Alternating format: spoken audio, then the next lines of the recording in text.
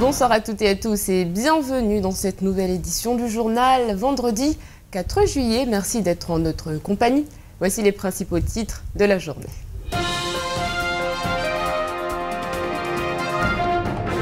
Et à la une de l'actualité, ce soulagement pour des milliers de lycéens. Ce matin, dès 8 h, les résultats du baccalauréat étaient affichés dans les établissements scolaires. Plusieurs chiffres encourageants pour l'année 2014. 79 mentions bien ou très bien au bac général, 47,7% de réussite, toujours en section générale, et puis 8 mentions bien ou très bien au bac professionnel et 19 mentions bien ou très bien au bac technologique. Les départements d'outre-mer rejettent en bloc la réforme territoriale à venir. Le président du Conseil général a participé le 25 juin dernier à l'Assemblée de l'Association des départements de France. Les 5 DOM qui veulent être écartés de la réforme territoriale, discutés en ce moment même à l'Assemblée nationale. Autre actualité, ce rapport que s'est procuré le quotidien France Mayotte Matin, le Centre national de la fonction publique territoriale s'est penché sur la question du corps transitoire des fonctionnaires mahorais. Mayotte, les oubliés de la République, voilà l'intitulé de ce rapport. On vous dit tout.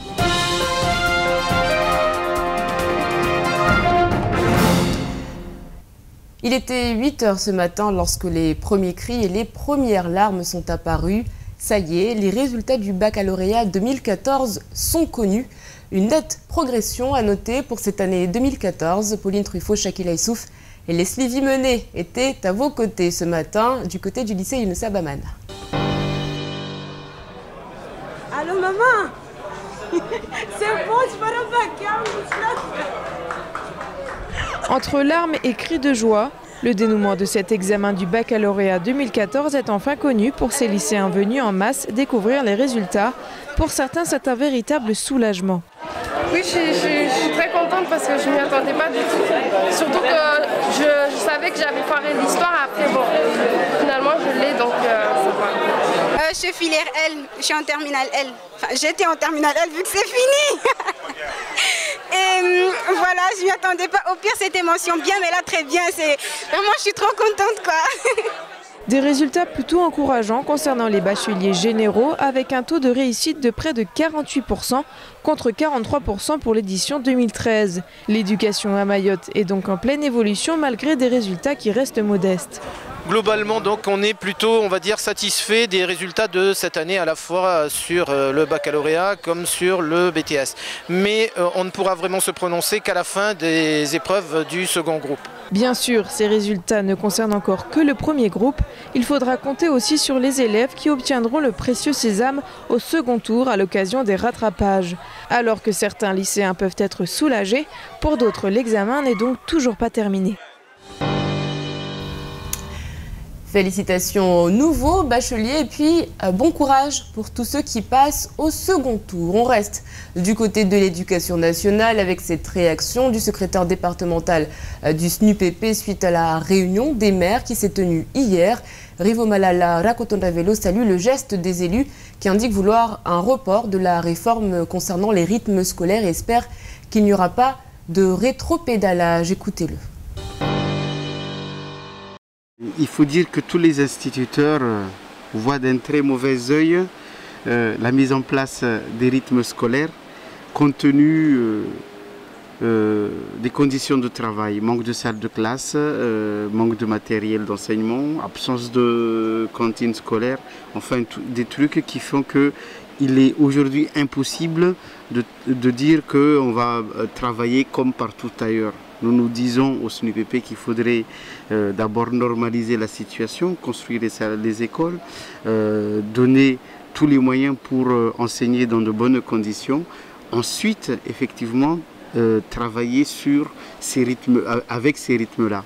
Nous avons d'ailleurs déposé un préavis de grève, une notification d'intention de préavis de grève. Jusqu'à ce jour, le vice-rectorat ne nous a pas appelé pour une négociation. Donc lundi, certainement, nous déposerons, avant de partir, le préavis pour que le 26, si le vice-rectorat entend maintenir sa position, eh bien, ce sera le rapport de force et ça risque d'être un peu dur parce que aujourd'hui, même les élus nous ont donné raison. Des propos recueillis par Abbas Alidi. Décidément, la réforme territoriale ne passe pas. Le 24 juin dernier, le président du Conseil général participait à la commission des départements d'outre-mer pour préparer la rédaction d'une motion commune, mais enclenchant une double disposition pour Mayotte. En effet, il s'agissait ni plus ni moins pour les 5 départements d'outre-mer d'être écartés de la réforme territoriale. Une réforme bien controversée que nous expliquent Zakaria Hamam et Leslie Vimonet. Tandis qu'à Paris, les élus se bousculent pour parler réforme territoriale, du côté des DOM, également la question fait débat, mais cependant ne divise pas. En effet, prenant le cas particulier de Mayotte et de la Réunion, l'option retenue serait la création d'une collectivité territoriale fusionnant le Conseil général et le Conseil régional fin 2015, car la mise en place de ces 2 collectivités générerait d'importants surcoûts que l'État doit prendre en compte. Ils mettent en place une collectivité unique, mais qu'est-ce qu'ils nous ont donné comme information? Eh bien, ça va leur coûter plus cher. On dit qu'il faut faire des économies, mais attention à ne pas le faire sur la tête des plus faibles. Les 4 départements d'outre-mer sans la Guadeloupe ont décidé de signer ensemble une motion afin de faire bloc contre le gouvernement pour que la réforme à venir ne vienne pas bouleverser le schéma des assemblées uniques. Daniel Zaidani, signataire de la motion, est ainsi parvenu à faire adopter une mesure spécifique pour le 101e département.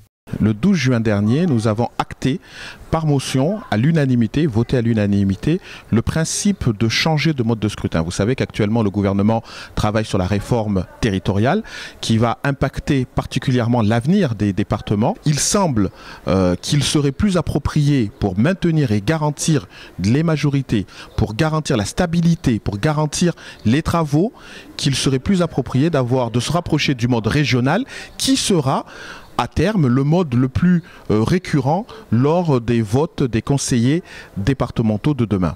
Pour le moment, rien n'est fait. Alors pour que le document ne reste pas simple papier, les 4 conseillers généraux sollicitent en conséquence une audience auprès du Premier ministre Manuel Valls afin de le convaincre sur l'ensemble des points soulevés ainsi que le cas échéant sur d'autres préoccupations. C'est une première pour Mayotte qui profite de l'adage dont elle avait été si longtemps exclue. L'union fait la force.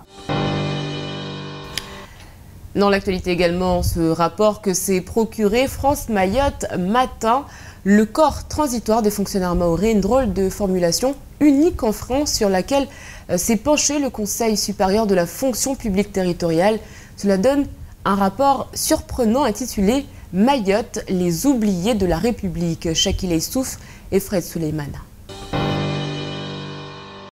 78 pages édifiantes, les oubliés de la République ou histoire d'un rapport qui met en lumière les économies d'échelle réalisées sur le dos des Mahorais. La fonction publique locale, grande sacrifiée de la République.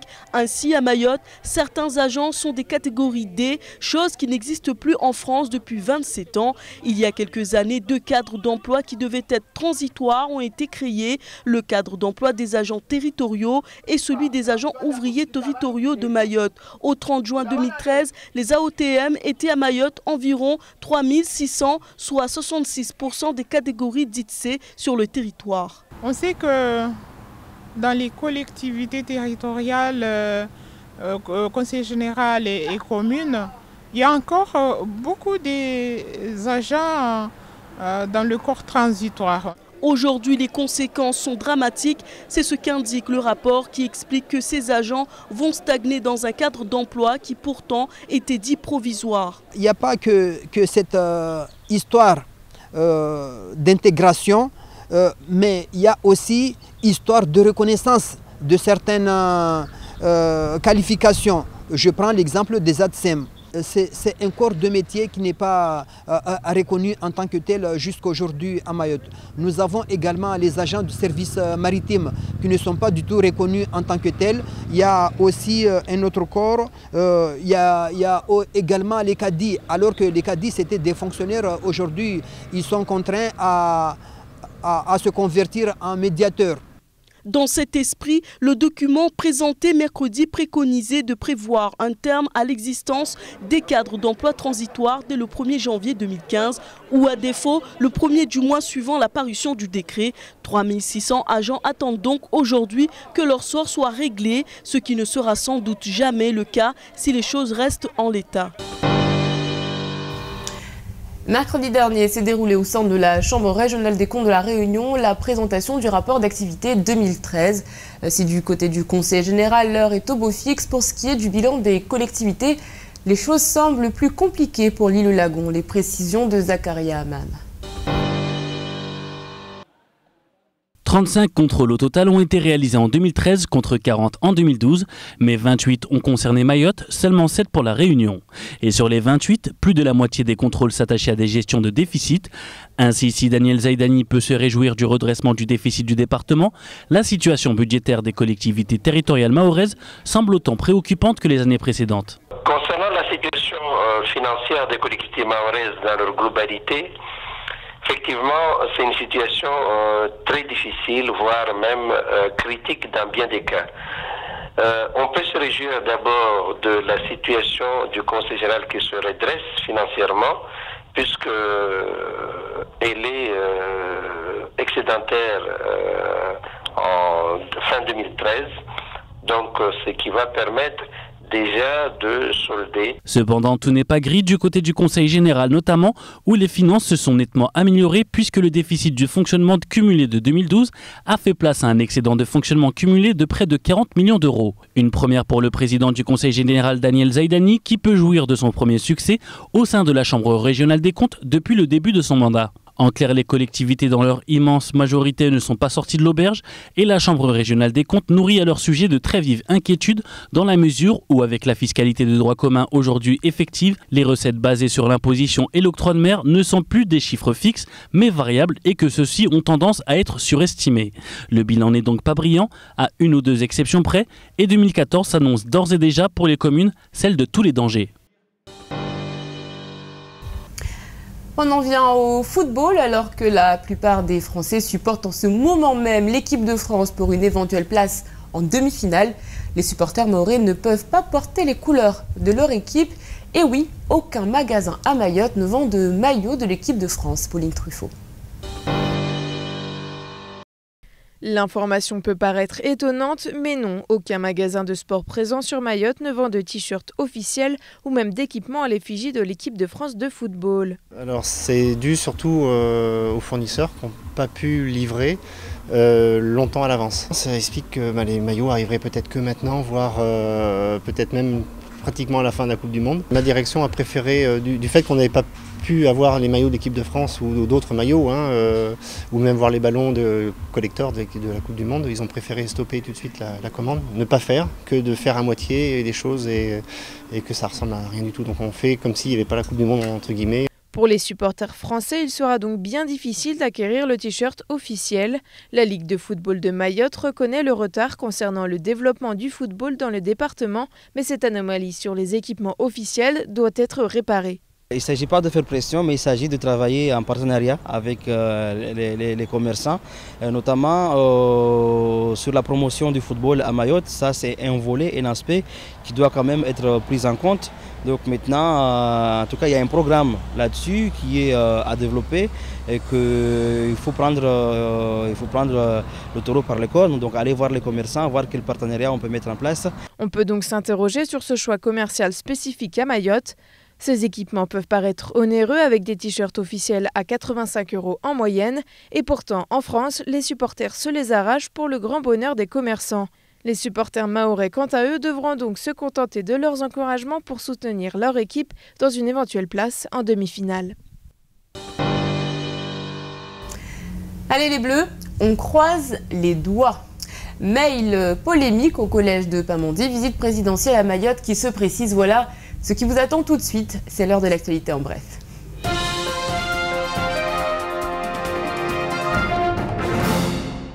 La nouvelle est annoncée depuis des mois. Le président de la République, François Hollande, sera en visite officielle à Moroni le 26 juillet prochain, dans le cadre du sommet des chefs d'État membres de la Commission Océan Indien.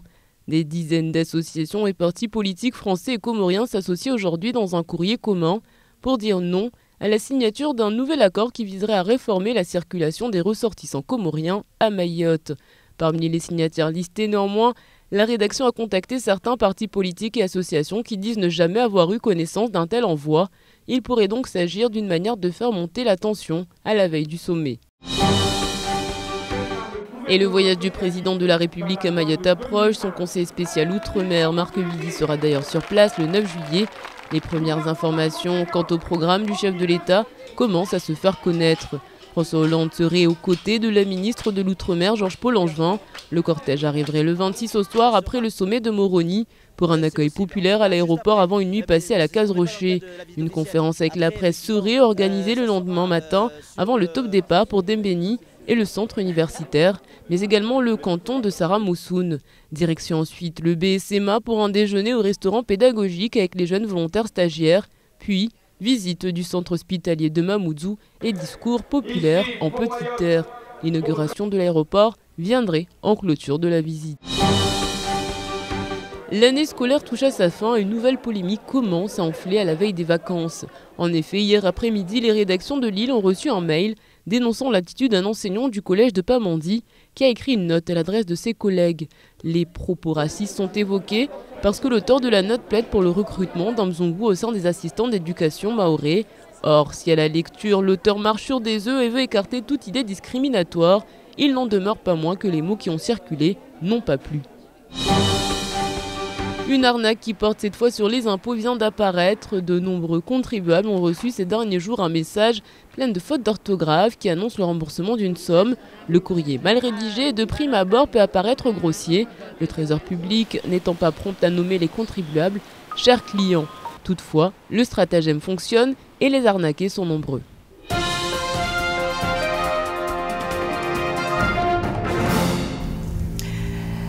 Nous vous en parlions il y a quelques semaines, les mini-séries continuent d'être tournées chaque week-end. Les jeunes ont ouvert une association, Génération Maesha, à la recherche de sponsors et de budget. Les membres du bureau continuent de rencontrer les acteurs des différentes institutions de l'île afin de pouvoir bénéficier de subventions.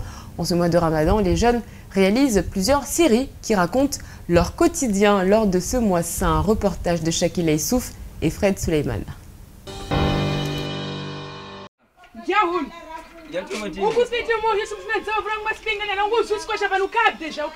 L'histoire se passe dans leur quartier. Les jeunes racontent leur vie au quotidien afin de pouvoir analyser les comportements de tous les jours. Ici, Naomi, une jeune mère de famille, s'apprête à préparer le repas du foutour. Elle s'aperçoit que sa fille n'est pas à la maison. Elle se met à sa recherche à l'aide de ses voisins. Et là, c'est le drame.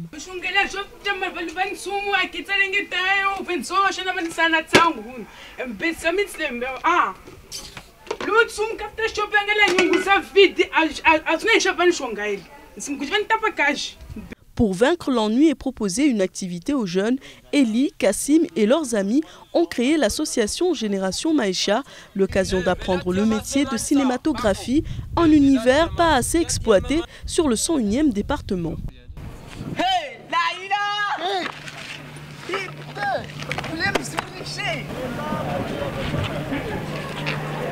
Mademoiselle, t'oreille.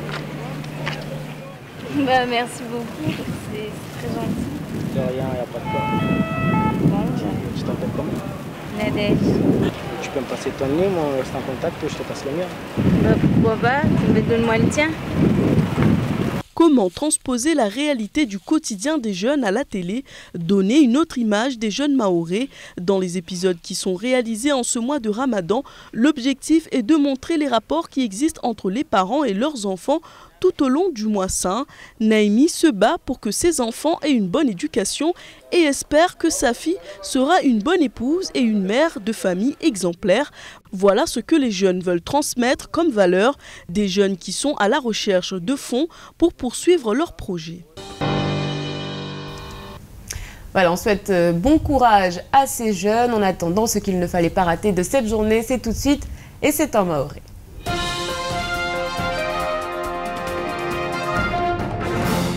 Urhaleka hensiwa leo mwezi 4 wa Julieti za kutekelezwa na ubenulu wa harma zilise za Hulmaure nede ya mavuna ya zimitihani ya fanyisha ya wanazonu wa Hulmaure ranguzi baki be atas breve na zini zirungulo back teknolojiki. Kweli sayabidi zozanso kato harma zilise wanazonu wengi rangua wajibiwa, rangua olona hamo, rangua watuenda wa harma mtihani wabili ini hiro rattrapage au second tour. Risijwamba urikula maha wakati wanazoni usijwamba ya mavuna ya kamema wakati yoka kamema unumwa hamfano ingalia harma tunda mia basi tunda 47 na nukuta 7 tutojua rongwe wandu na zonu kamba wafanya inhiro back general harma zilise za Hulmaure lise general tutojua rongwe wanwa wapara zibaki na wao do wengi harma mitihani yafanyishia pia unumwa ha Hulmaure amba wapara zibaki tongwe kamba ina mwana mhedzeo rana mahajana leo ingalia tena ubande wa ukamba wana de wanwa wapara zi darajabule ukamba wavolwa na zi wafereshe wa ini rongolo mention bien au mention très bien wana sabina shenda do para dimension zini raingalia kumna shenda wande harmaz back techno ini rongolo technologique mfano vo nane do walio harmaz back pro leo tena tungo kamba kweli jibiza hebe kamba baisha leo sijuamba zi brevet zini de harma mengoni na mitihani kamba uraha wanatawlio mfano harmaz college be wao tena raha raingalia mavuna ya engeze hatena zaidi na mahajana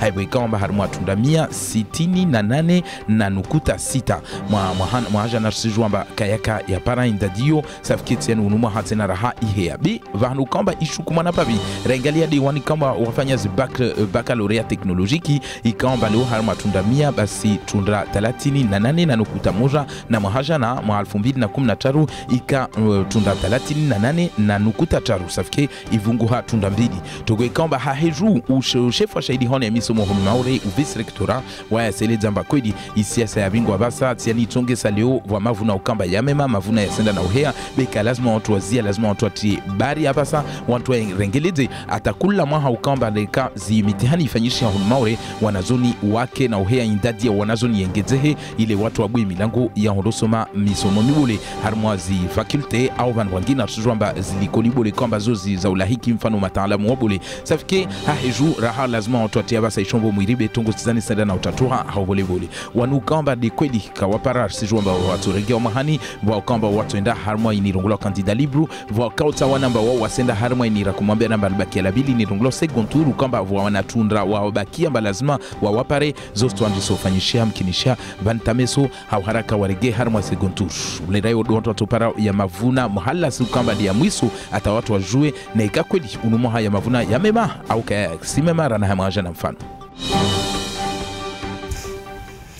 Allez, tout de suite, on fait le point sur votre samedi. Demain, bonne fête de l'indépendance à l'Algérie, bonne fête nationale aux Comores. Et puis demain, bonne fête à Antoine-Marie et Zoé. Nous retiendrons cette citation à Sainte Zoé, jeune Oé. Oé qui veut dire roi en ancien français. Allez, tout de suite, place à la météo d'Ornella-Péril.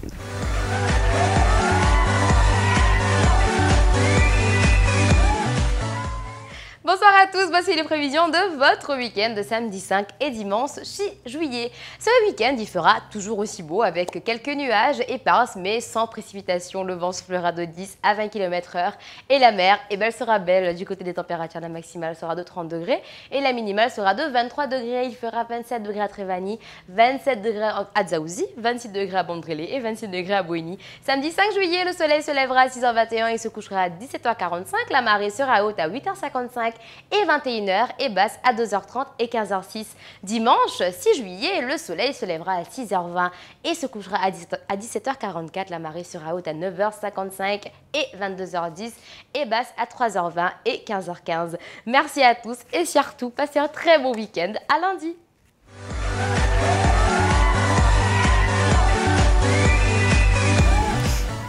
Merci Ornella pour toutes ces précisions. Restez avec nous dans quelques instants.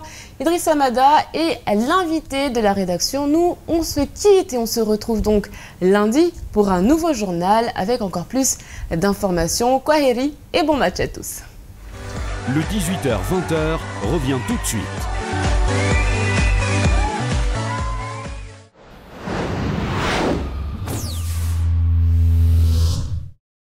Découvrez la liberté mobile réinventée par Only. Vous êtes libre. Libre de choisir un forfait avec ou sans mobile. Libre d'avoir un téléphone au meilleur prix, quelle que soit votre offre. Libre de changer de mobile au prix nouveau client dès 21 mois de fidélité. Libre de communiquer encore moins cher. Et tous nos forfaits sont disponibles avec ou sans engagement. Les forfaits Only, essayez, vous aimerez. Only, está oui.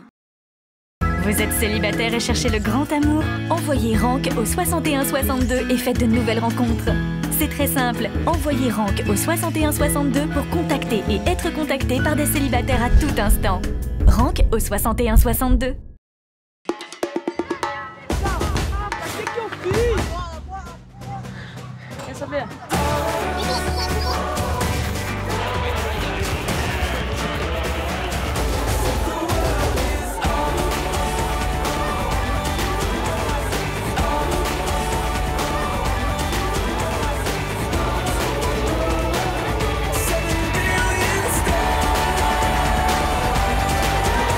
Rafraîchissez-vous avec les bouteilles de Coca 1 litre en verre pour tenter de gagner des lots sous le bouchon. Du 1er juin au 31 juillet.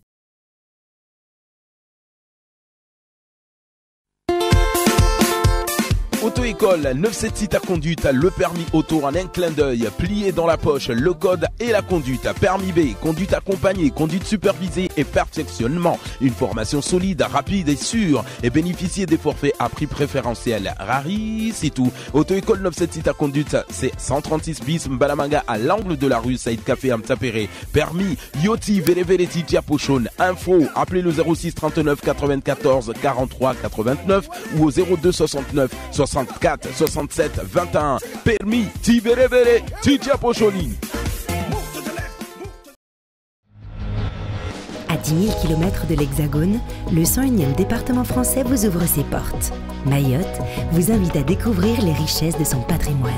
Depuis 35 ans, la Société immobilière de Mayotte est le partenaire privilégié des Mahorais et des nouveaux arrivants pour se loger. Maisons individuelles, habitats collectifs ou semi-collectifs, la CIM vous ouvre son catalogue de 1600 logements et s'adapte à toutes vos envies et vos idées déco. Les maisons sont très jolies, avec des beaux espaces verts, un beau cadre. On est bien ici. Pour répondre au mieux aux attentes des locataires, la CIM les accompagne, les conseille et les assiste. Tout le personnel de la CIM est à votre disposition.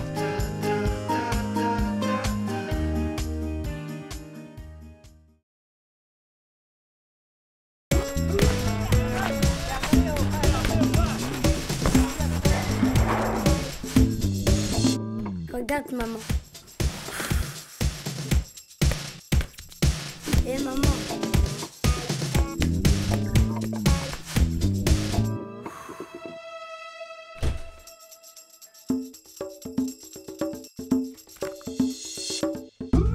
Tiens maman, si c'est bon pour moi, c'est bon pour toi. Le yaourt tout là, c'est bon pour moi, c'est bon pour toi. Le yaourt tout là, c'est bon pour moi, c'est bon pour toi. Envoie chèque au 80 90 pour tenter de gagner 800 €, une télévision LED 3D ou encore 5000 €. N'attends plus, envoie chèque au 80 90 et participe à notre grand jeu concours. Chèque au 80 90. Vous êtes célibataire et cherchez le grand amour? Envoyez Rank au 6162 et faites de nouvelles rencontres.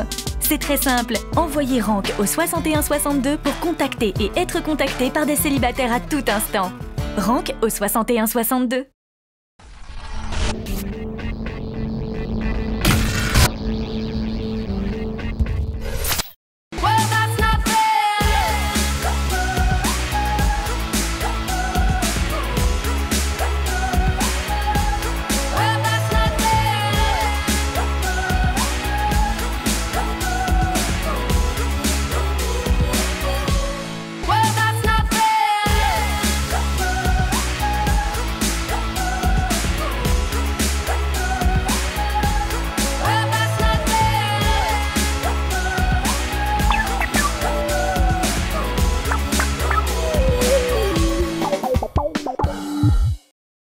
Le 18-20 vous est proposé par...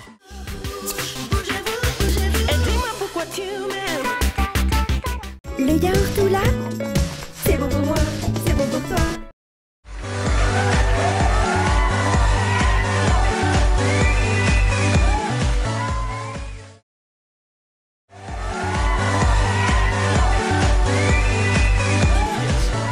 Bonjour à toutes et à tous et bienvenue sur KTV et Kwezi FM le 106.9 pour un temps de parole consacré effectivement à une problématique qu'on rencontre de plus en plus ici à Mayotte, le problème du foncier. Des gens sont propriétaires d'un terrain et puis occupés par d'autres et puis à un moment donné se pose la question qui est véritablement le propriétaire. On a un exemple avec nous, on a Sofiane qui est avec nous, Sofiane Moutu qui est avec nous. Bonjour. Bonjour. Merci d'être avec nous. Et puis on a également Driss Hamadi qui est avec nous. Dans le micro, Driss.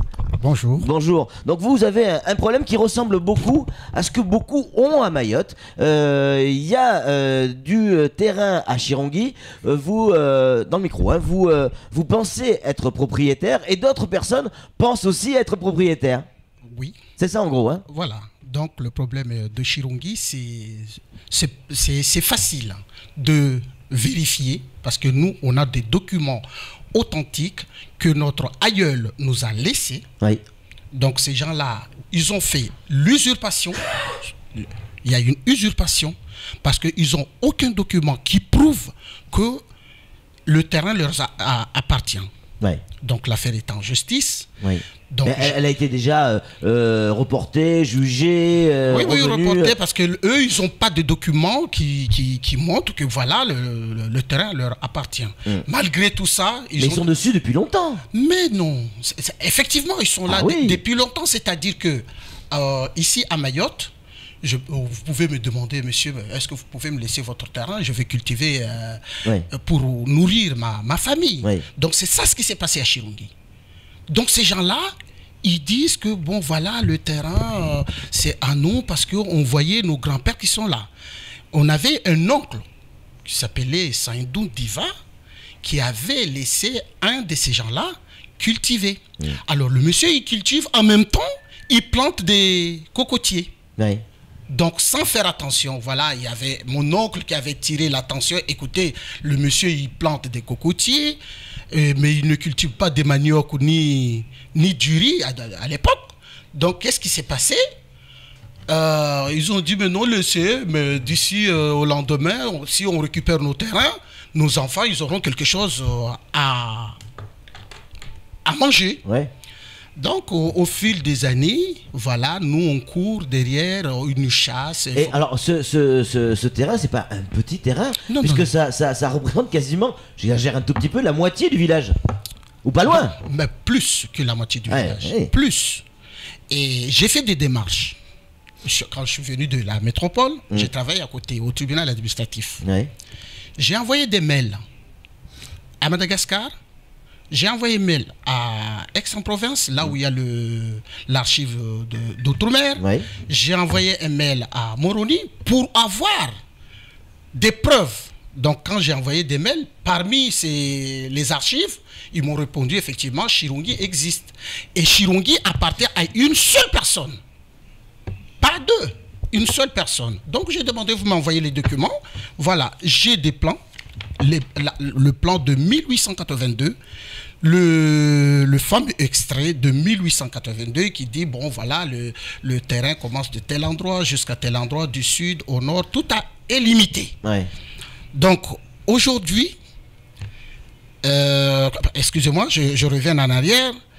Quand j'ai envoyé le titre de Chirongui aux archives, j'ai envoyé aussi leur titre. On m'avait dit non, ça n'existe pas. Ça, c'est un faux titre. En ce moment-là, j'ai demandé, vous m'envoyez l'acte, une attestation. Comme quoi, c'est des faux titres. Comme quoi, ce sont des faux titres. Effectivement, on m'a envoyé, voilà, une attestation qui montre que ça, c'est du faux. Ça n'existe pas. Et... Mais alors pourquoi c'est si compliqué si effectivement il y a une reconnaissance comme quoi ces titres sont faux, pourquoi ça devient compliqué? Mais non, je reviens. Oui. Donc qu'est-ce qui s'est passé? On est passé devant le tribunal. Oui. Ces gens-là, ils ont pris un avocat. L'avocat a fait son mémoire. Le mémoire qui dit que bon voilà, leur terrain c'est limitrophe à notre terrain. Oui. J'ai bougé parce que je suis muté en métropole. Je suis revenu à Mayotte pour chercher encore des preuves. J'ai trouvé des preuves. Voilà. Le terrain qui disent que c'est leur terrain, ça n'existe même pas. C'est un faux. Ils ont fait faux archivement, faux ce qu'ils ont. Vous voyez? Parce qu'à l'époque, ils travaillaient, il y en a qui travaillent. Ils travaillent à l'époque au service Cisco. Oui. Vous voyez, les gens de Chirungi, ils ont fait une opposition sur leur terrain, comme quoi ils n'ont pas de terrain. Il n'y a rien qui aboutit. Toujours, Alors moi, Sofiane, moi je comprends pas pourquoi c'est si compliqué, vu qu'on a des documents qui expliquent que les titres en cours sont pas valables. Pourquoi c'est très difficile? Parce que bon, moi personnellement, il y a rien à dire sur nos documents. Oui. Mais par contre, moi c'est que j'ai un doute en fait. J'ai un doute parce que vu tous ces documents-là, ils sont à la main de la justice. Ça fait X temps. Lui, depuis 2009 qu'il a commencé les démarches, ils sont à la main de la justice, le tribunal. Aujourd'hui, moi j'ai des doutes. Mais des doutes sur quoi? Des doutes sur notre justice à Mayotte. Pourquoi? Vraiment, j'ai des doutes. Hein? Pourquoi je dis ça? Il y a des preuves qui disent que ces personnes-là, ils ont bidouillé, ils ont recopié tous les papiers. Ce sont de faux papiers. Du coup, moi je ne comprends pas aujourd'hui, c'est une affaire très grave. Vraiment très grave. Même l'État ou la collectivité s'est impliqué là-dessus. Du coup, moi je ne comprends rien du tout aujourd'hui. Cette affaire, si on est venu, on le su, on sait, nous, on a raison. On ne peut pas nous jeter dans. Mais comment vous l'expliquez alors? Pourquoi?